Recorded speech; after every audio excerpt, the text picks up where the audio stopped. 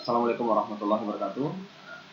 Di sini saya akan menjelaskan mengenai mendapatkan daripada luas end bearing fondasi, ya. Jadi end bearing itu adalah tahan ujung daripada fondasi. Di sini kita coba menjelaskan untuk fondasi dangkal, ya. Fondasi di sini akan kita rencanakan di kedalaman 2 meter dari permukaan tanah, di mana setelah mencari reaksi peletakan, ya, di sini kita mendapatkan reaksi peletakan untuk kombinasi 1,2 beban mati ditambah 1,6 beban hidup, maka di sini terdapat maksimal pembebanan secara satuan ton, yaitu 180,7 ton. Ya, itu daerah tengah ini lumayan besar, ya. Kemudian paling dominan di sini dan di sini sama 120,7. Yang agak lebih kecil itu daerah yang tepi, ya, daerah yang tepi. Oke, di sini kita coba membahas masalah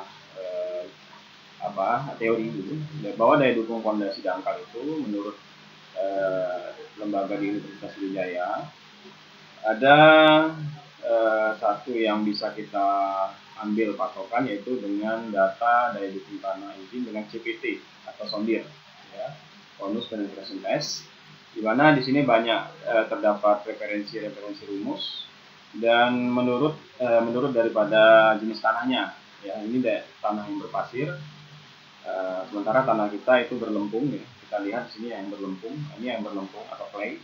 Di sini ada beberapa rumus yang bisa kita rujuk, bahwa di sini rumus Aukati tahun 1970. Di sini ada memberikan fondasi lajur dan fondasi persegi. Ini rumusnya, ya. Dengan mendapatkan Q ultimate. Oke. Kemudian ada juga menurut Canadian Foundation Engineering Manual, ya, tahun 1992. Di sini ada rumus, ya, rumusnya adalah Q all ini artinya Q izin, ya. Allow, ya, izin, yaitu sama dengan 0,1 QC rata-rata. Nah, ini rata-rata yang ada garis di atasnya. Kemudian ada juga di sini tanah berpasir dan berlempung. Nah, ini campuran. Di sini ada Meyerhoff tahun 1976, ya. Hanya di sini berbeda, jadi Q ultimate. Jadi yang Aukati di sini mencari Q ultimate, sementara CPM 1992 ada langsung mencari Q all, ya, Q izin. Sementara ini masih Q ultimate. Kita harus tahu dulu di mana perbedaan Q izin dengan Q ultimate. Di situ ada perbedaan bahwa Q izin ini adalah Q ultimate yang telah dibagi 3. 3 merupakan faktor safety atau faktor keamanan untuk tanah, ya. Jadi kalau Q all ini sudah bisa kita langsung pakai, tapi kalau Q ultimate ini harus kita bagi 3, ya, bagi 3 dulu, hasilnya baru menjadi Q all, ya. Jadi di sini ada perbedaan Aukati, CFM dan Meyerhoff, ya, di sini ada perbedaan. Oke. Kemudian apabila kita sudah masukkan dia ke dalam rumus, di sini kita diketahui bahwa kedalaman fondasi 2 meter, di sini kita anggap 0. 2 meternya adalah 0 level dasar fondasi, ya. Top level tinjauan. Nah, itu tinjauan topnya ada di 2 meter, ya. Kemudian lebar fondasi yang kita mau rencanakan adalah 2 meter. B-nya 2 meter, L 2 meter. Kemudian di sini, ya, ada pembatasan untuk atau definisi untuk QC rata-rata tadi, karena di sini semuanya memakai QC, ya, QC rata-rata, ada garis di atas semua, ya, QC rata-rata. Maka QC rata-rata itu apa? QC rata-rata adalah rata-rata aritmatik nilai QC yang pada CPT tadi atau data sondir, dimulai dari dasar fondasi, yaitu yang 2 meter, sampai dengan 1,5 dikali B.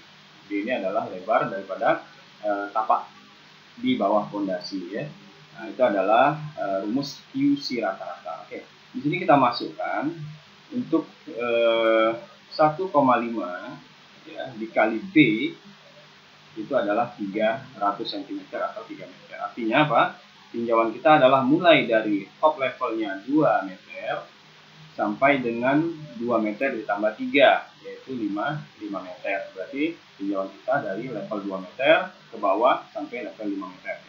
Oke, di situ kita harus buat satu ketetapan dulu ya, nolnya 2 meter, yang tinjauan paling bawahnya adalah 5 meter. Kemudian reaksi fondasi maksimum tadi kita sudah ketahui 180,7 ton ya, itu berada di grid C2.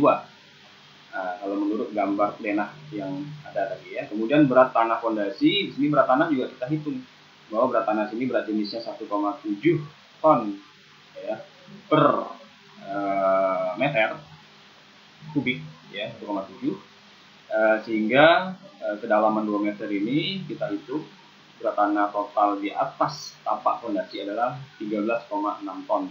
Apabila dijumlahkan reaksi bangunan, ya, reaksi peletakan ditambah berat tanah di atas tapak fondasi, maka dapatlah 194,3 ton. Inilah yang akan kita hitung ya. Oke, kemudian di sini sudah kita buat rangkuman daripada sondir. Ini sondir 1, sondir 2, sondir 3, sondir 4. Ini adalah nilai QC-nya atau nilai konusnya, di mana di level 2 meter ya, di sini kita anggap level topnya, level awal yang kita tinjau sampai ke level yang mau kita tinjau yang paling bawah itu 5 meter ya, 200 cm sampai 500 cm. Di sini di nilai kedalaman 200 atau 2 meter, nilai sondir 1 8, sondir 2 28, sondir 3 15, dan sondir 4 adalah 20 kg per cm persegi ya. Kita tinjau di sini semuanya per 20 cm sampai kedalaman 5 meter atau 500 cm ya. Setelah kita jumlahkan ya, jumlahkan semua gitu, jumlahkan semua, kemudian kita rata-ratakan dengan membagi totalnya jumlah daripada data yang ada, rata-ratakan, maka dapatlah sondir 1 itu adalah 13 nilai QC rata-ratanya, sondir 2 adalah 33, sondir 3 17, dan sondir 4 adalah 19 ya.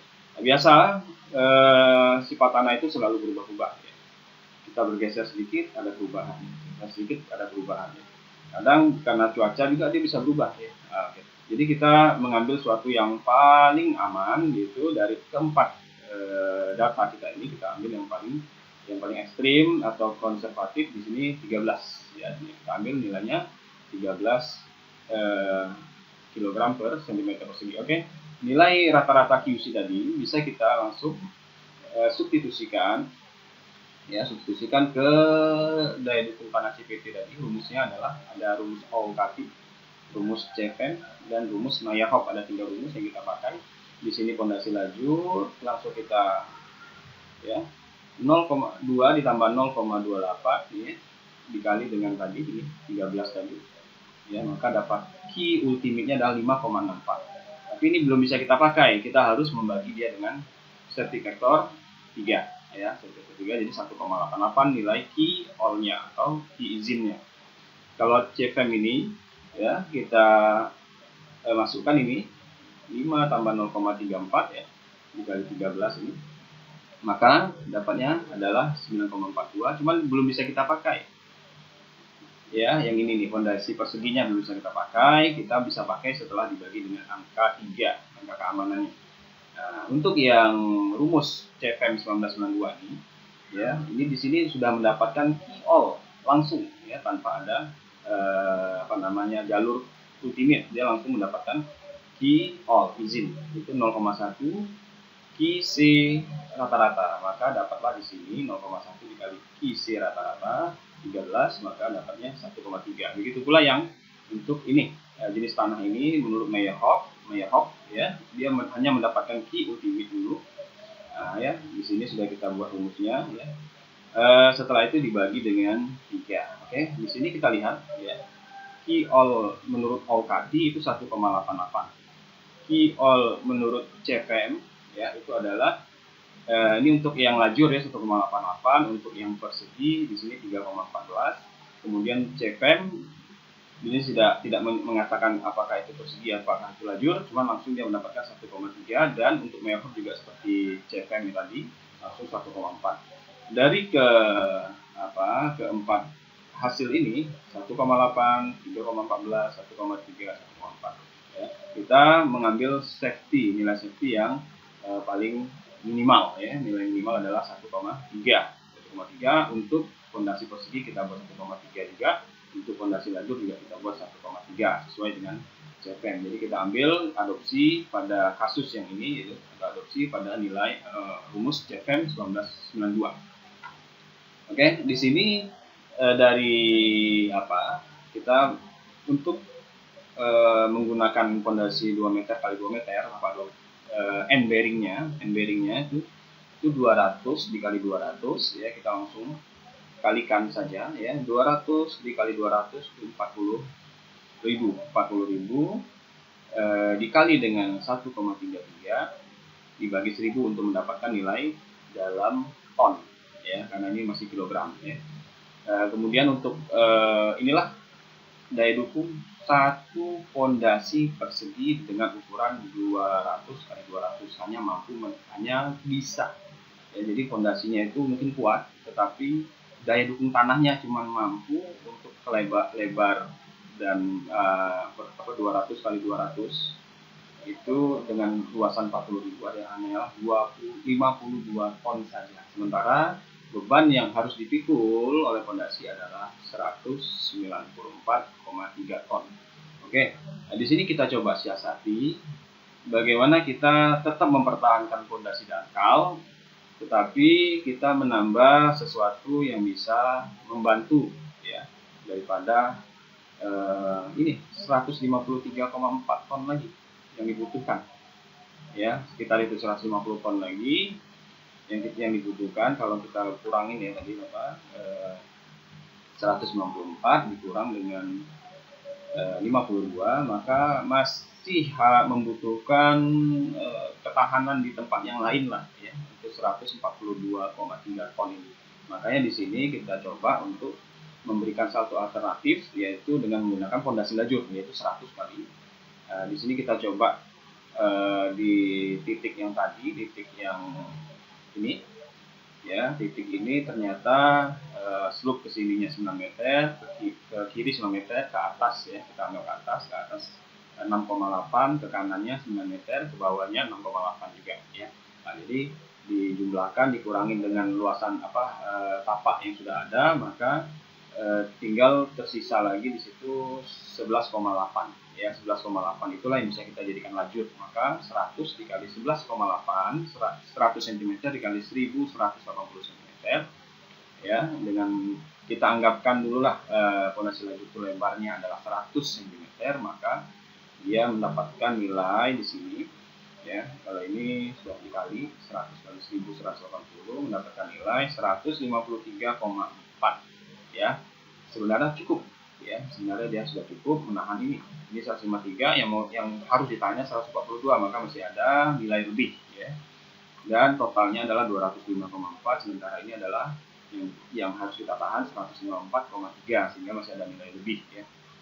Oke, kemudian ya di sini sudah ada. Oke, di sini adalah kita cukup menghitung satu saja ya, untuk sebagai bahan pembanding, kemudian masuk ke tabel yang ini ya, di mana di sini sudah didapatkan reaksi perletakan per grid ya. A1 reaksi peletakannya 6,79 ton ya, 2 A2 ya, kemudian C1 C2 ini tadi yang paling besar ya, grid C2, dan sampai grid D9 ya. Ini ada semua tonasinya di sini, kemudian berat tanah juga dihitung. Kebetulan fondasi tapak itu 200 kali 200 sama ya, 200 kali 200, kemudian dapat totalnya di sini sudah kita totalkan, satuannya ton ya. Kemudian persegi itu cuma bisa mampu menahan 200 cm, itu 52 ton. Kalau beban di sini kita mudahkan saja di angka 100 cm ya, lebar fondasinya, karena ini kita anggaplah satu satuan lah 100 cm, biar mudah untuk nanti memvariasikannya di sini ya. Dia mampu kalau 100 saja ya, ini rumusannya. Maaf, ini adalah yang PR daripada fondasi itu, dia masih terhutang untuk menahan beban ini hutangnya, hutang fondasi ya. Ada yang 22 ton, ada yang 133 ton, ada yang 140,4